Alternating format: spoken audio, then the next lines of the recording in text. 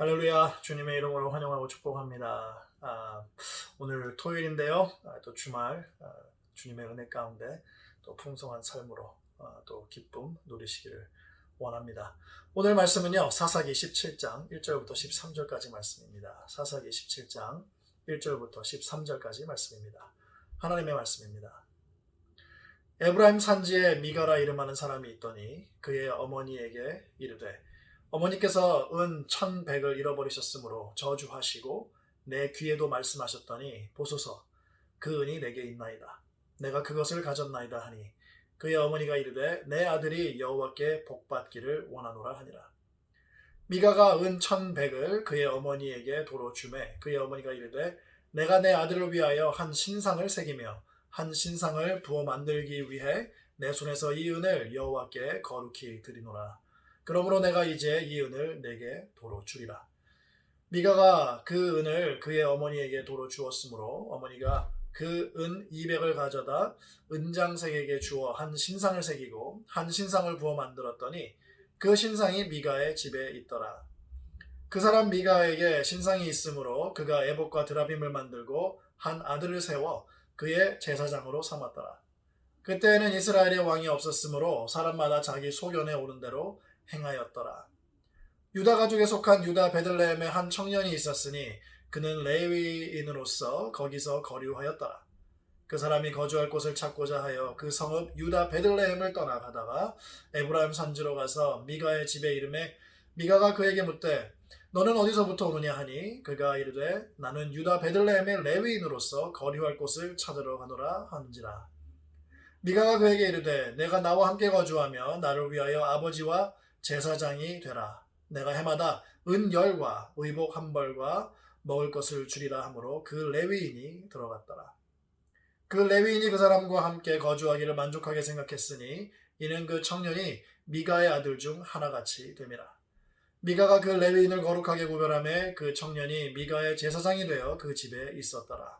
이에 미가가 이르되 레위인이 내 제사장이 되었으니 이제 여호와께서 내게 복 주실 줄을 아노라 하니라. 아멘. 기도하시겠습니다.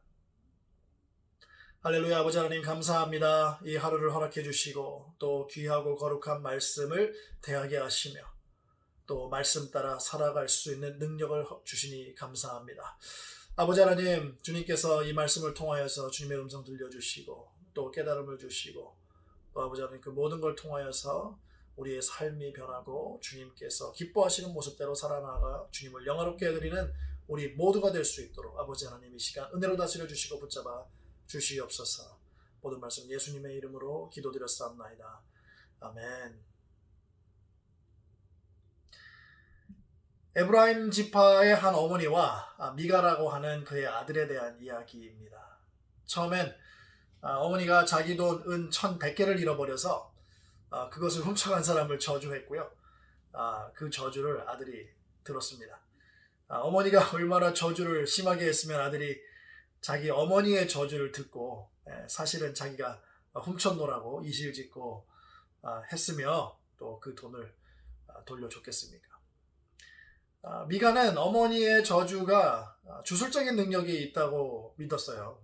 그래서 돈을 돌려준 것이지 자기의 잘못을 뉘우치거나 회개한 모습으로 돈을 돌려준 것은 아닙니다.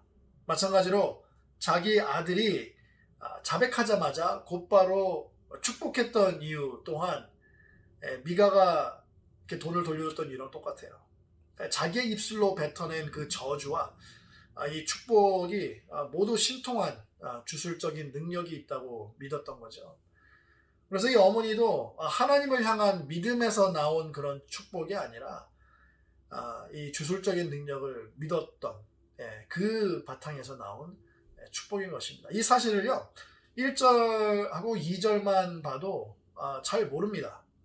그렇지만 이 두 모자의 말과 행동을 자세히 보면 이들의 마음이 어디에 가 있는지 알 수가 있죠. 오늘 말씀은요 좀 자세히 읽지 않으면 좀 묵상을 하지 않으면 어머니와 아들이 가정 예배를 드리기 위해서 가정재단을 지금 만들고 있고 또 예배를 드리는 어떻게 보면은 정말 신령한 가정인 것처럼 보일 수가 있습니다. 왜냐하면 이들이 주고받는 대화 속에는 여호와께 거룩히 드린다는 말도 있고요. 그리고 에봇을 만들고 제사장을 세우는 말도 나오고, 또 미가가 레위인을 거룩하게 구별한다는 모습도 좀 자세하게 묘사되어 있기 때문에 그렇습니다. 오늘은 오늘 말씀을 좀 차례대로 이렇게 순차적으로 한번 좀 내려가 보도록 할게요. 3절에서 4절을 보게 되면요, 미가는 은 1,100개를 어머니한테 돌려줬죠. 그리고 어머니는 자기 아들을 위해서 한 신상을 새겨 만들기 위해서 은을 여호와께 거룩하게 드립니다. 그리고 이 완성된 신상을 미가의 집에다가 두게 되죠.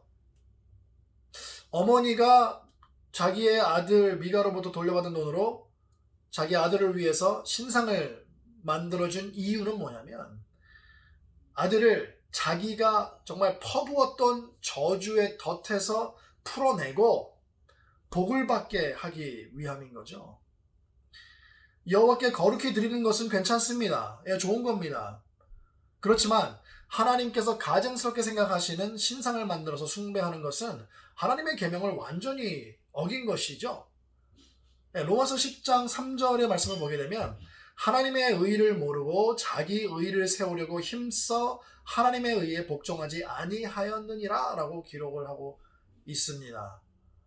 하나님의 의를 모르고 자기 의를 세우려고 힘써서 하나님의 의에 복종하지 않는 것. 그러니까 자기 의에 힘쓰는 거죠. 하나님의 의와는 전혀 상관없다. 지금 그 모습이 이 어머니와 아들에게 보인다는 것이죠. 하나님의 말씀을 신령한 모습인 척하면서 어기고 있다는 거예요. 이건 정말 위험한 행위입니다. 하나님의 말씀을 잘 모르면서 아는 척하고 어디서 이렇게 들은 것, 잠깐 공부했던 것으로 신앙생활하는 것, 그것이 맞다라고 우기고 주장하면서 살아가는 것만큼 위험한 게 없습니다. 왜냐하면 자기 자신뿐만 아니라 주위에 하나님의 말씀을 잘 모르는 순한 양들까지도 거짓된 말씀으로 물들이기 때문에 그래요.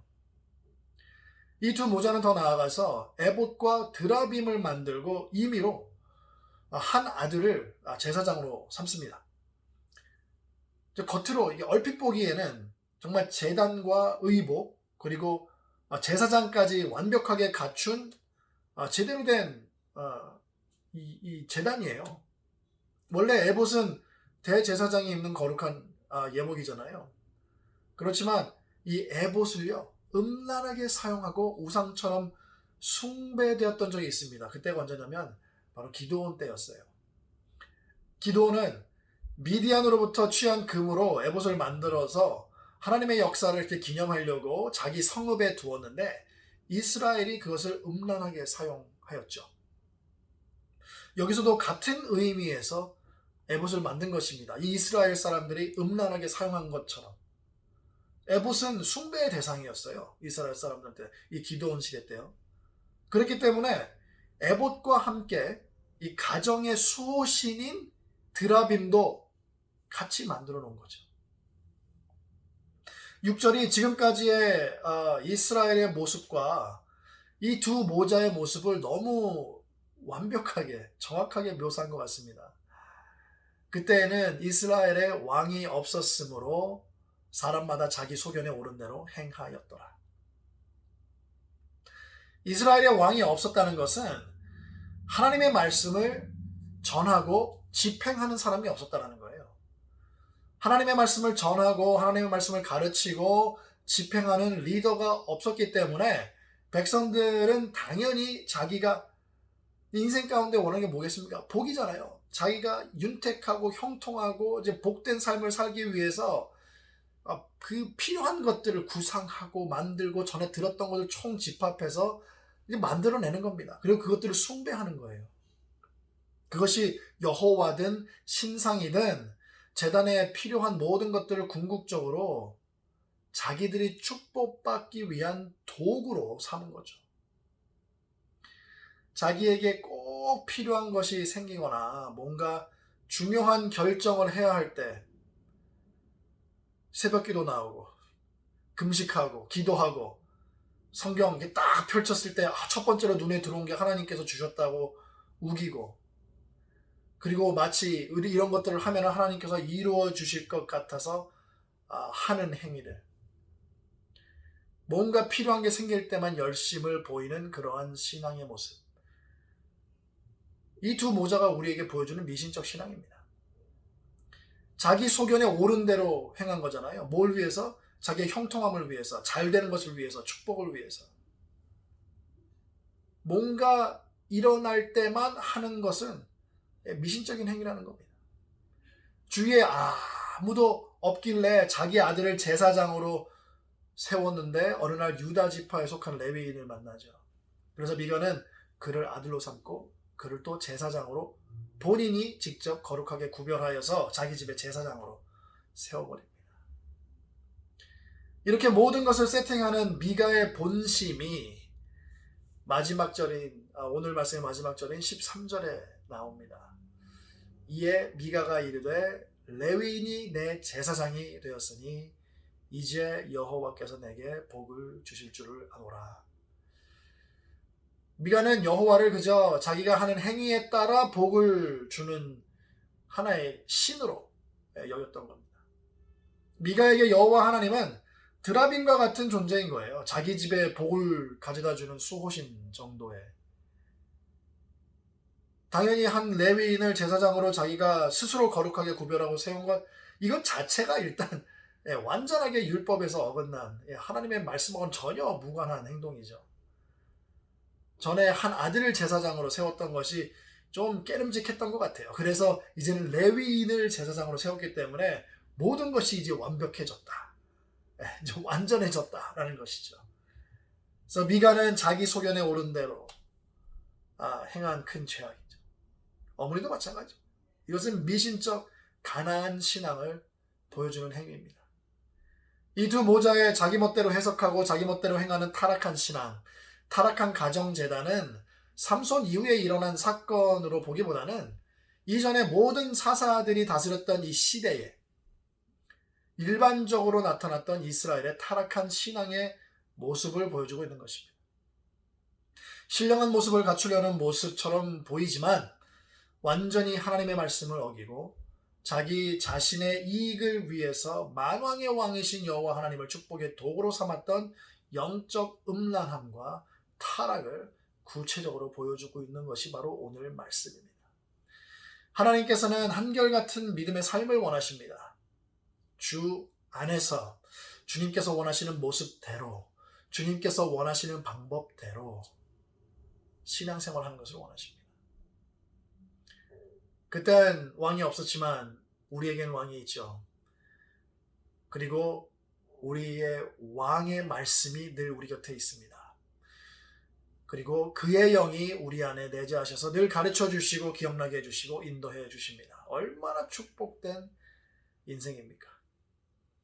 하나님을 축복의 도구로 삼는 것이 아니라 갈보리 언덕에서 보여준 그 놀라운 사랑과 그의 역사에 대한 사랑과 감사의 반응으로 우리의 여호와 하나님, 우리의 주님을 예배하고 찬양하며 영광 드리는 여러분 다 되시기를 주님의 이름으로 축복합니다.